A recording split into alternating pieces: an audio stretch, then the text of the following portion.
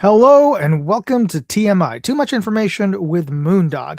And just let me know on the side chat if the audio is coming good this time, because last week I had not done a proper sound check, and I thought I'd set it up for my my pro mic over here, but for whatever reason, I think it was picking up off of my earbuds, and so the sound was kind of, oh, there we go. Pick saying it's coming in 5x5, which means in radio parlance that it sounds good. So very good. And I'm glad everybody could join me. Sorry for the late start. I'd inadvertently wasn't paying I guess close enough attention to the set time. And for whatever reason, it set it for 10 minutes after the hour, which is kind of just weird. But anyway, I'm glad everybody's here. Today is going to be one of my music themed days, just because that's what I was getting into. But before we get started, let's do our plugs for our sponsors here. We have Venice, who is our ongoing sponsor, and they are a online AI company that I use. In fact, the graphic that you're seeing for the thumbnail today, I used Venice along with some other manual adjustments using Photoshop and whatnot to create the illustration, which is a sort of a montage or a combination of myself and one of the anime characters that we're going to talk about later in the show. But I use Venice. It is a chatbot online AI that you can use, just like Chat GPT or Gemini or what have you. But the key difference here is that you get privacy with Venice. So all of your prompts and all of the responses, and those don't get stored on their server. They get stored on your browser, on your own desktop, and you can purge all of that data should you wish to. You have control over that. And sometimes you might be asking for things that might be a little questionable, or will make you look suspicious if somebody was looking at it out of context. Well, all that information gets stored by these regular chatbots out there, but Venice, if you use them, they kind of like act as an intermediary, because you can use some other image generation and chatbot services through them, but they act as in a way as a spoof for you, because the queries that are going to Grok or any of these other AI engines are going through Venice. So these questions, these queries, the things that you're asking of it look like it's coming from them and not from you. So I can't necessarily get the digital paper trail stops with them. So yet another reason why I use Venice as opposed to going directly to these other AI chatbots. So use my code. There's a QR on the screen right now. Get 20% off their pro plan. And of course, you could try them out, but it's just by using my code Moondog. And you can use the QR there to go to venice.ai/Moondog, and you can try them out for free. And I'm going to try putting up the show comments on the side. So, hey, William Trax, good to see you. Pick, Vadim, Portia Speedster, thanks all of you guys for making it out today. And I'm sure there's some other folks. I know there's some other folks in one of the sponsors, the episode sponsors watching this, who may not be actually typing anything, but he's out there lurking. So our other sponsor is another ongoing sponsor, Mad Hat Jerky. Great, delicious, very clean, very healthy beef jerky from Mad Hat Jerky. I've had him on the show a few weeks ago. Very, very entrepreneurial, very driven young man. He started this company with his own recipe of beef jerky when he was 11. He's 19 now. He's in college. And I wish him the greatest success. Great jerky. It's totally delicious in a really wide range of flavors. My favorite probably is the mild gourmet. Well, I like the teriyaki as well. Yeah, I like most of them. And he also has like super hot varieties as well. Try them out. I think he has new sample packs available on his website, and you can use the QR code to get there. But use my code Moondog and get 15% off any of the jerky, especially your subscription plan. You get jerky delivered to you every month. If it's great if you're on keto or a carnivore diet. I'm on keto, and it's a great snack. So it's a great product, and all the folks out there have tried it already. Pick says, "Good kid, great product indeed." All right. Now, here's your early bird clue for the crew that's out there. This is the owner, or at least one of the founders of this company. It's a record company. And if you know who this record company is, put a hashtag and type it into the side chat, and you'll be automatically entered to win the contest today. And what are you going to win on the contest today? Well, you're going to win a sample pack of Clip Tech. These are the cleaning wipes that I talked about in, I believe, last episode. Yes, last week or the week before. This is because I stopped by their booth at SHOT Show, and this is the actual product. I finally got the samples of it. This is their 2x2. This is the wipes that you can use to clean your bore. And these are the 6x6s. Yes, 6x6s. They unfold on the inside. This is actually one of these is good enough to clean an entire rifle by itself. But of course, you can cut down pieces of this to make a swab. But here you go. You get a swab. So if you the winner today of the live drawing with a hashtag is going to get this sample pack of 2 6x6s and 2 of the 2x2 swabs. Really cool stuff here. Really good CLP and high performance wipes all in one. Okay, so get your that's your clue here. This is the founder of this record company. If you know who this is, I'll even tell you. It's Richard Branson is the guy, but the name of his company, one word. I'm looking for the word. Hashtag put it in the side chat. All right. We'll move on to the new videos this week, so because we got some music to listen to. I've got a video out on this new 32 plus caliber adapter bore sighter kit. And the reason I say 32 more than 32 calibers is because there's 32 adapters in it, but each of the adapters, some of the adapters can fit multiple sizes, obviously. Like the 9mm will fit 308. But anyway, you've got 32 different calibers, all the way from 17 up to 12 gauge. And it also comes with a pistol arbor adapter. So here's a little taste of that video here. And here we go. This is the CV Life 32-piece adapter plug-in green laser bore sighter kit. And it almost has as many parts to its name as it has parts inside of its deluxe box. Actually, its 32 adapters will fit over 32 different calibers, and if you'd like to know how this all works, well, hit that like button and we'll get started testing. There you go. So, which is a good reminder, hit that like button right now while you're watching this, and of course, if you're watching this after the show isn't live, hit that like button anyway. All right. So that is one of the videos I have on my 2A channel. And the other video I posted up this week is a booth visit at March Scopes. And this is a Japanese scope company, really high-end scopes. All of their scopes are like over $2,000. And this one is that you see in the thumbnail there is their new 1-to-10 LPVO, which has this really unusual dual reticle. I don't know if I'm explaining this correctly, but it's got a second focal plane and a first focal plane on the inside of it. And what they're really showing off here, because that LPVO has been around for a while, but this one is their new body of it, which has an integrated mount system, and they'll have different heights, or at least different adapters for the mount. But they did this to make the mount even more ruggedized. So this is but the video here, I'm going to show you a snippet of the other product that they were showing off at the show. Dark gray tracking scope is 8-80 by 56. Wow. In second focal plane. Excellent. And so this is the production model.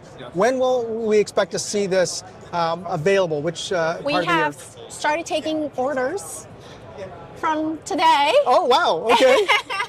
The expected build time will be about maybe 3 months or less. 3 months. Maybe so. First shipment maybe around end of March or maybe early April. Okay. Well, so that's pretty much hopefully now. It's March, just like your name. Yes. Yes. Now, what is going to be like the MSRP or the map price that you expect? You don't have to be exact, but ballpark. So yes. So we are offering several models with the reticle or without the reticle for nature enthusiasts. With the illumination and without, and with the pick rail and without. So the MSRP starts from around $4,000. Damn!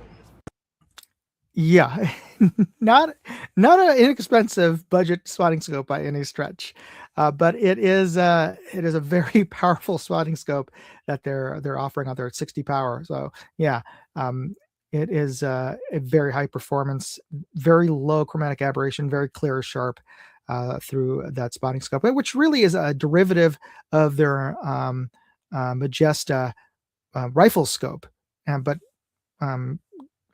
modified to function as a spotting scope, or I shouldn't say spotting scope. They're calling it a tracking scope because it has a specialized mount that swivels inside of that has its own integrated swiveling mount built into it. All right, so some questions out there from the guys. Am I on the correct channel? You know what? You might be. I think you moved to the more popular channel. I've got multiple channels, so I'm restreaming this both to my Moondog 2A channel, which is my largest channel, but I'm also simul streaming it. I was going to say simulcast. Well, I guess it is simulcasting it to Moondog Go, which is unfortunately my smaller channel, so you might not have as many folks on the side chat there to converse with, but I think you've moved over to the 2A channel. Plus, the StreamYard software I'm using is simultaneously outputting it to a vertical format for phone. So there's two different videos being live streams per channel. But if you see on the subject line of the stream, if there's a little phone icon at the very end, that means it is the one that's optimized for phones. So hopefully that answers your question. But the thing with the way that YouTube works is that each of those different streams is independent of each other. So I can see everybody's conversation on my side chat screen. You can see it scrolling there. But if you're they're each individually siloed. So if everybody's all in, most of the people are on my horizontal version on 2A, you'll be able to see each other's conversation. But if you're on, say, Moondog Go and there's nobody else on there, you won't see the conversation that's going on over there. Hopefully that makes sense. Anyway, moving on. And William says, I'm confused now. I'm sorry about that, but suffice to say, if you can see folks in the side chat, then you can talk to them. So I'm glad that you're at least able to converse with the folks out there. So good. It all works out. If not, check out my other channels and you'll be good. All right. Okay. So moving on my Moondog Reviews channel, I posted up my new review of the new Nightcore EDC-17. This is their 3000 lumen blade style or flat style EDC, but literally looks like a blade handle. If you could see there, it looks like a box cutter, and that's the kind of cool thing and also kind of unusual thing about it. And it functions like a box cutter. It has a switch on the top, which you'd think looks like it could extend a box cutting blade, razor blade, but no, that's the switch to turn on and change the brightness. So from an ergodynamic standpoint, it's great. And here's a little taste of that.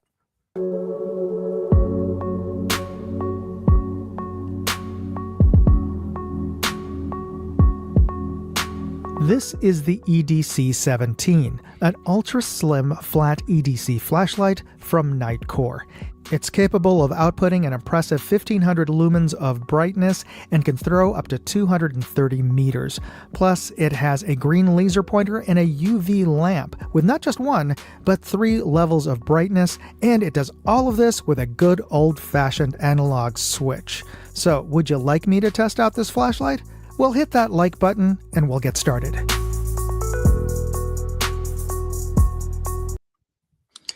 Yeah, that's not a knife. Is what Michael, that's not a knife. This is a knife. Yeah, it looks like a knife blade, but it isn't. It's a flashlight.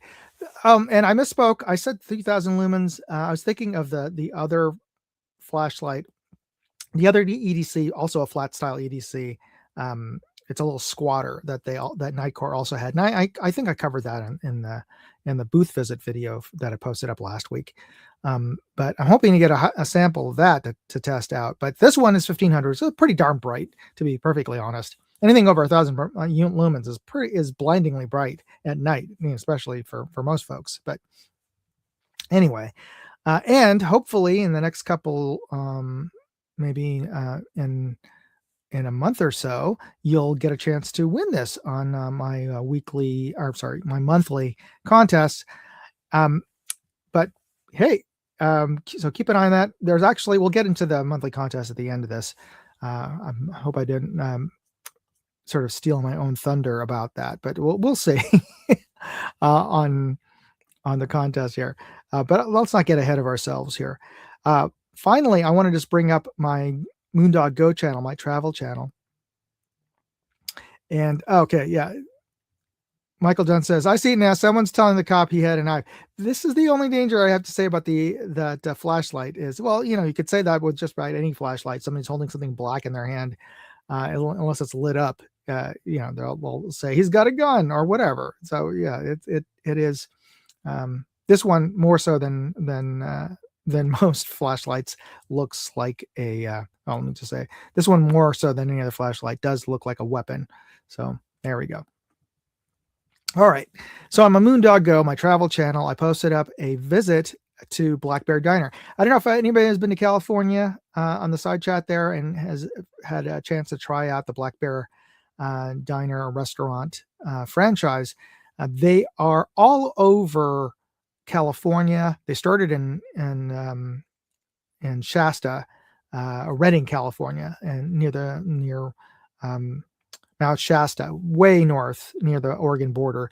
And they have they've expanded into Oregon, and I believe Nevada and Arizona. I'm pretty sure Nevada as well. And they're a really good chain in terms of, way better than Denny's. And the portions are really good.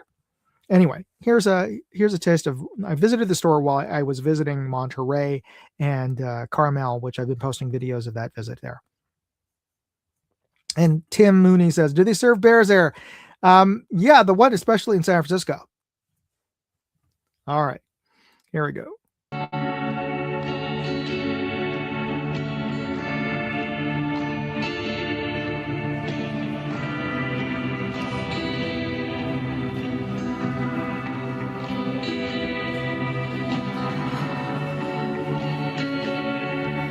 So a really good Americana kind of feeling place. And they all pretty much look like this.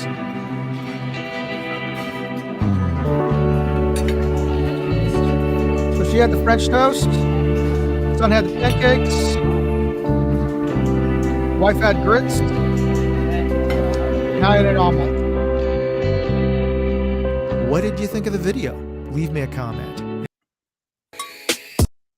All right, so that's where we stopped to have our first breakfast when we're down over in Carmel, in neighboring Monterey, city of Monterey, and we made out because they give you such pretty good generous portions that we split. Each of those was actually just like 2.5 breakfasts. It was like 2 breakfasts plus grits, a bowl of grits, and I split the pancakes that came with my breakfast with my son. I had the omelet, and my wife split her breakfast with the French toast with my daughter. I think that's how it worked out. But in any case, we all split basically 2.5 breakfasts. So as far as value, great stuff. Now, William Track says Michael Dunn says bear meat is good. I hear, along with bear fat being like the best of the lard fat rendered, but I've never had bear meat. Can't be willing to try it. I'll take a bear burger, please. And William Track says, I've tried bison. And I've tried bison too. I'm very lean and good meat, though I like my fatty beef as well. Perhaps more so.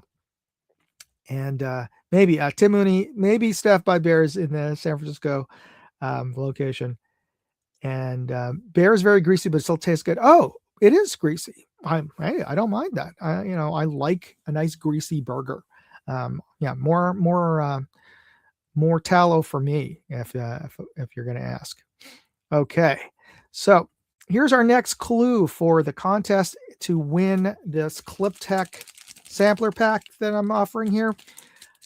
This British company was founded in 1972 by entrepreneurs Richard Branson. Now, let me just move down. Richard Branson, Simon Draper, Nick Powell, and musician Tom Newman. Now, Richard Branson would also found similarly named companies airline. One's an airline, one was a music and bookstore, and one was even a soda brand. There was a cola. So if you know this company, this record company, put a hashtag and put it in the side chat, and you'll be automatically entered. Let me just double check to make sure that it is. Yep, I've seen 4 entries thus far. I know there's more of you out there, so get your entries in, and you can get a chance to win the sampler pack, courtesy of ClipTech.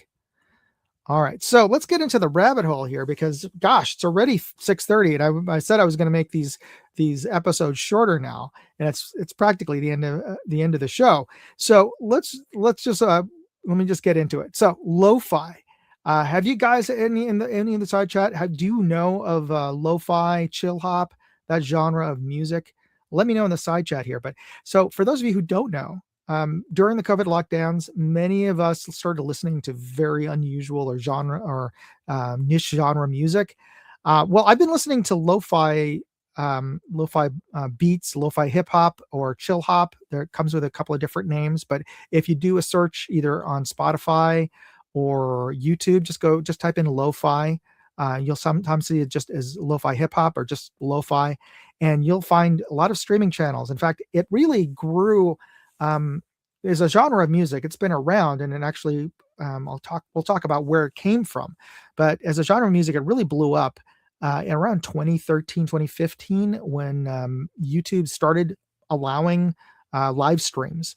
And so DJs around the world started posting up. Basically, they'd start spinning tracks, or they would be playing their recordings of pieces that they'd been working on live, and sort of on their live streams. And one of the most popular channels of this was a channel called Chilled Cow. And one of the signatures of the channel is that he started using this looping animation from a Studio Ghibli film, Whispers in the Heart, which I might have covered in a previous episode on Studio Ghibli. But it was of this girl, this high school girl who was studying, and he eventually got hit with a copyright hit because, he doesn't have the right to use Studio Ghibli animation. So he eventually got a fan to create an illustrator to create an animation of a girl, another high school aged girl with headphones looking out of a window, set somewhere kind of European-ish, with a cat in there, and it was a looping animation. So this animation would loop of this girl studying or doing her homework, and he would be playing his music, which is very kind of atmospheric, but with a sort of a low tempo beat. And chill hop or lo-fi is generally a sort of a low. It's not dance music, but it does generally have a beat, and it's generally instrumental. And I ascribe, and some of other people have ascribed the connection with anime, because they use a lot of lo-fi channels use anime or a manga or anime style girl as the visual for their channels while they're playing the music. And I think this connection with electronic lo-fi music and anime actually goes back well before this genre of music was even named. Probably because, for those of you who are old enough or young enough to have been watching Toonami or Cartoon Network, that in the 2020s and early 2010s, these millennials and to some extent Gen Zs had grown up watching Toonami and watching anime like Cowboy Bebop and Samurai Champloo and even Powerpuff Girls. I would classify that, even though it's not strictly anime, but they would use sort of club music and while Cowboy Bebop, I wouldn't say necessarily was club, but it was cross genre.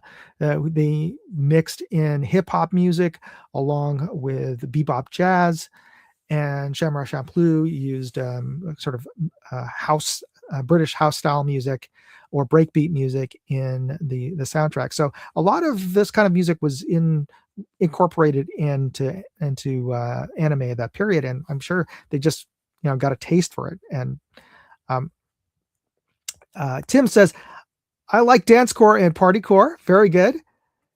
And Portia Speedster says, I like smooth jazz. And Pick says, Pavement, Sabado, Guided by Voices, old school lo-fi. Yeah, nice stuff. So you got great. You guys know what I'm talking about here.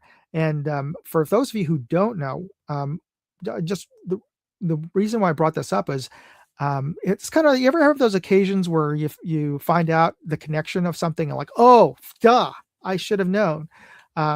Or you're just surprised by the connection. One of the things that comes to mind is, remember those old cartoons with Bugs Bunny where somebody in the cartoon would jump out of a building or a window or a plane and yell, Geronimo! Well, I found out in my 20s that the whole cliche of people jumping out of things and yelling Geronimo came from, I think, the 503rd Airborne, and that this was during World War II. That the soldiers, while they're doing training, and they were jumping out of the plane for the first time, they had gone to see a movie that had just come out. I think this was about 1940, 1939, about Geronimo and the hunt for Geronimo. And at some point in the movie, somebody was yelling Geronimo, not jumping out of it anything necessarily. Maybe he was jumping off a horse or something. But one of the soldiers said, I'm going to be so brave that I'm going to yell out Geronimo when I jump, and he did.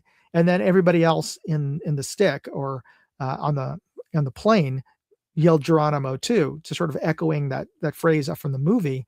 And then it just became a thing with all the other airborne units. They started copying what the other soldiers were doing. So that's where the Geronimo comes from. So anyway, long circular stuff here, but I was a little surprised at the connection of listening to lo-fi chill hop music. It kind of reminded me of the kind of music that I would listen to when I was living in New York in the 90s as a single man, going to bougie hotel lounges and bars and clubs. But we didn't call it chill hop or lo-fi back then. I would just call it lounge music or breakbeat or trip hop. And so I just wanted to share with you what that music was or is. And that's so lo-fi hop really can trace its lineage to lounge music, like music like Sacre Bleu that came from Dimitri Paris, and also to down tempo bands like 07, Air, and Portishead, and the trip hop from Portishead, which also came out of the same town as one of the progenitors of trip hop, which is Massive Attack. And the reason why I'm bringing all of this back, and I'll play you some samples here because we've got a little bit of time. I'm just going to play a couple of samples to show what I'm talking about here. And hopefully I'm not going to get a copyright hit, but we'll see. No. Okay, maybe I'll do that at the very end because I don't want to screw up everybody who tuned in to win a prize or something. I don't want to get kicked off. But what I will do, I think I can at least play a sample of some of the YouTube music that we're talking about. So here's an example of chill music, and here's the thing: I've been using it for a lot of my chill lo-fi in a lot of my music videos, or I should say my videos reviews on my channel. So here's an example of one of them.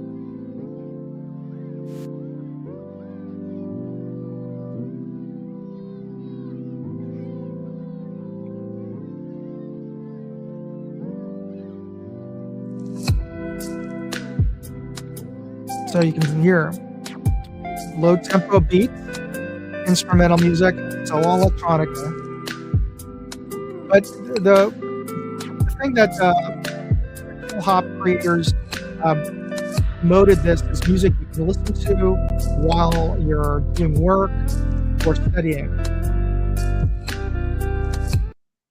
All right, here's another one.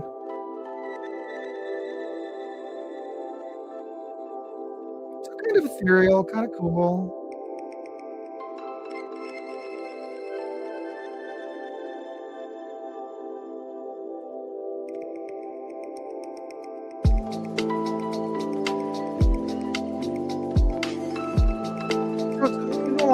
Like soundtrack music for your life. There's kind of music that you just sort of fade into the background while you're doing stuff. You don't really have to concentrate on it, but it's just kind of good. It gives you good energy.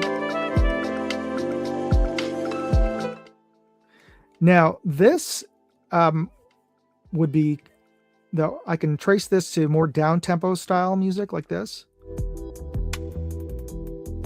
which you might consider trip hop because it has a kind of a dark, almost like a spy style sound. And that is very indicative of trip hop, like the Portishead style, because he was very influenced. One of the founders of Portishead was really into John Barry and James Bond theme kind of music. So if this feels a little like something that John Wick would be a Wick movie, it's not. It's not unusual. And the reason why I bring all this up, and I'll wrap this thing up because it's getting a bit long, and I did want to keep these shows a little bit shorter here, is because Massive Attack, which is probably everybody in modern electronica music or in the scene can trace a lot of their influences to this band. And it's their music started in the early 90s. In fact, they had to change the name of their original I think album release because it coincided with the first Gulf War, and the radio stations were concerned about posting up a song called Massive Attack, and just I don't know why. This is what I've been reading, is that they had to change their name temporarily of the band instead of Massive Attack to Massive, but they eventually that was just a little tidbit about there. But their music is so influential. It was even used as the theme song for the TV series House. So I don't know if you guys ever watched that, but I'm going to play just a snippet. Hopefully I don't get tagged or dinged by the copyright folks here. But let me just play a little snippet of this. And you probably have heard this from, let's see, Thievery Corporation, Delight. Where is it? Okay, Massive. Here we go.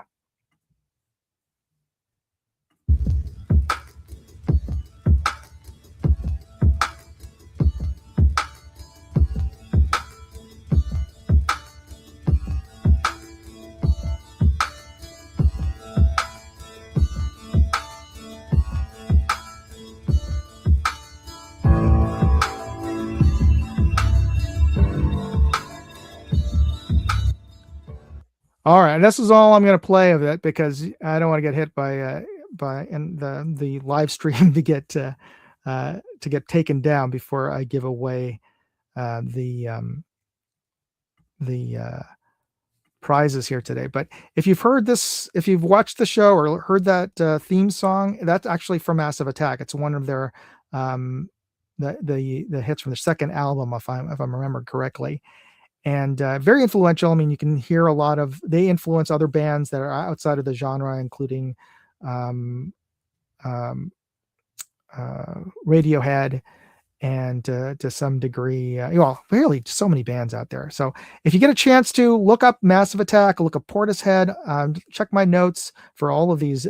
And I don't know, were you able to hear it? Just want to make sure that came through on the side there.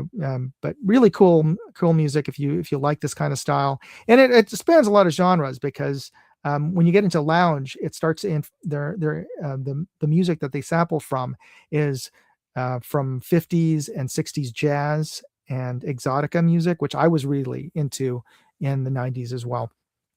But anyway, let's get into the giveaways today. For those of you who are still here, gosh, it's already totally blew past my my self-imposed deadline here. So here, I just want to point out that there's a new contest starting this month. So check out my contest page at moondogindustries.com/contest.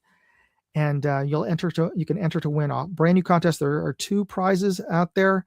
Let me just see if I can bring up that page on screen. Well, I don't think I can, but don't worry about it. Your chance to win is going to be the CV Life Magnetic Bore Sighter, or you have a chance to win an Aquilifier 5-25 power ED glass scope. So check it out at moondogindustries.com/contest for these 2 new contests that are sponsored by each of those individual sponsors, CV Life and from Aquilifier. All right.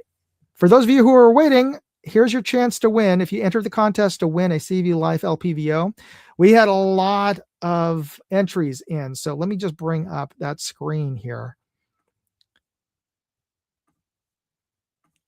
All right. Can you guys see this on screen? I just want to make sure that you can see it, because a couple of episodes ago, it wouldn't show up on screen. And yeah, I don't want to disappoint folks. But so let me know in the side chat if you're able to see this wheel of names on there. And okay, so we're just going to give this a countdown. 5, 4, 3, 2, 1.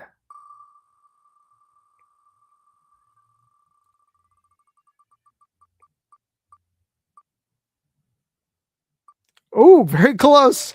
Congratulations to Edward Klein. Oh, shoot. Why did it? Okay. Anyway, Edward Klein. We saw it was Edward Klein, right? And I accidentally, when I was trying to do a screenshot, it sort of set it up for the next one. But it was Edward Klein that we saw there, right, folks? Just want to confirm on the side chat that you saw it like I did. So congratulations to Edward Klein. We'll get that out to you. All right, so let me remove that and stop that share screen, and we'll bring up our Name the Brand contest. Now, here's the last final clue for those of you who are joining us late. What I'm looking for is the mystery brand here is a record company, British record company. And the reason why they're relevant is because they published Massive Attack's first album, which was called Blue Lines, I believe. And this record company got its name from Richard Branson and his partners due to their lack of experience. So the word I'm looking for is somebody with a lack of experience, but it really also means somebody who's pure and innocent, which Branson and his friends certainly weren't. So if you know what this brand is, put a hashtag and put it on the side chat right now, and you'll be automatically entered into the drawing. Which will, we've got 5 entries so far. Only 5? Okay. So if you want to get in and get a chance to win this sampler pack of wipes, of cleaning and protective wipes from ClipTech, get it into the side chat right now. And just want to point out that ClipTech is also giving away, if you go to the website, and you can use that QR code to go to the website right now. If you use code Moondog2A, you get 10% off any purchase on their website. So use the QR code there with cliptech.com, and that's CL1, the numeral 1P TECH.com. And use that. It's good. This discount code is good till the end of the month. So take a screenshot if you must, but please use that discount code this month, and you get 10% off. Moondog2A. Make sure you type in Moondog2A to get the discount code. All right. So let us do the drawing, the live drawing here for. Let me just bring this up, and we'll see who wins the giveaway. And the brand that we're looking for was Virgin. Okay, so without further ado, 3, 2, 1. We'll see who wins the sampler pack.